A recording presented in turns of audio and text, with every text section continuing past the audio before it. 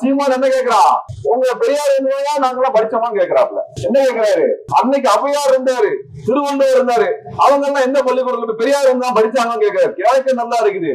சீமான் நான் கேக்குறேன், ஔவையார் படிச்சாங்க, திருவள்ளுவர் படிச்சாரு, உங்க அப்பதான் படிச்சதா சொல்லியா? உன் பாட்டி படிச்சதா சொல்லு, உங்க அம்மா படிச்சதா சொல்லு, உங்க அப்பா என்ன படிச்சாரு கிழிச்சாருன்னு சொல்லு. உங்க அப்பா ஏன் படிக்கல, உங்க அம்மா ஏன் படிக்கல, உன் பாட்டி ஏன் படிக்கல, உன் தாத்தா ஏன் படிக்கல, உன் முப்பாட்டை ஏன் படிக்கல? அவங்களுக்கு படிக்க கூடாதுன்னு சொன்னவன் யாரு? அவங்களுக்கு பள்ளிக்கூடத்தை மூடுனது யாரு? உங்க ஆளுங்க எல்லாம் படிச்சா நாடு கெட்டு போகுதுன்னு சொன்னது யாரு? அவங்களை ஏற்றுதான் தந்தை பெரியார் சண்டை போட்டாரு. திருவள்ளுவர் காலத்துல கல்வி இருந்தது. கல்விக்காகவே திருவள்ளுவர் பல்வேறு குறள்களை எழுதினார், அதிகாரத்தை எழுதினார்.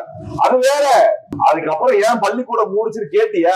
2000 வருஷத்துக்கு முன்னாடி இருந்த கல்வி எப்பொழுது தமிழருக்கு மறுக்கப்பட்டதுன்னு கேட்டா நீ அறிவார். அப்ப காலங்காலமாக கல்வி கற்றுக்கொண்டிருந்த தமிழனை கல்வி கற்க விடாமல் செய்தது யாருன்னா இந்த பார்ப்பனியம் என்று சொல்லக்கூடிய ஐயர் பசங்க. யாரு இந்த மந்திரம் சொல்றேன், சமஸ்கிருதத்துல மந்திரம் சொல்றேன், வேதம் சொல்றேன் வந்துருந்தானுங்களே, அவனுக்குதான் நம்மளுக்கான பள்ளிக்கூடத்தை கல்வியை இழுத்து மூடி நம்ம எல்லாம் கல்வியற்றவர்களாக மாற்றியவர்கள்.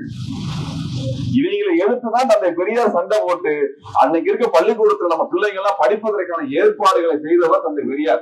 அப்படிப்பட்ட பெரியார இவர் என்ன வந்துட்டு தமிழின துரோகி, உங்க பெரியார் வந்ததா எங்களுக்கு எல்லாம் கல்வி கிடைச்சதா, இது எப்படி பெரியார் மண்ணு அப்படிங்கிறாரு. வந்து பாருடி,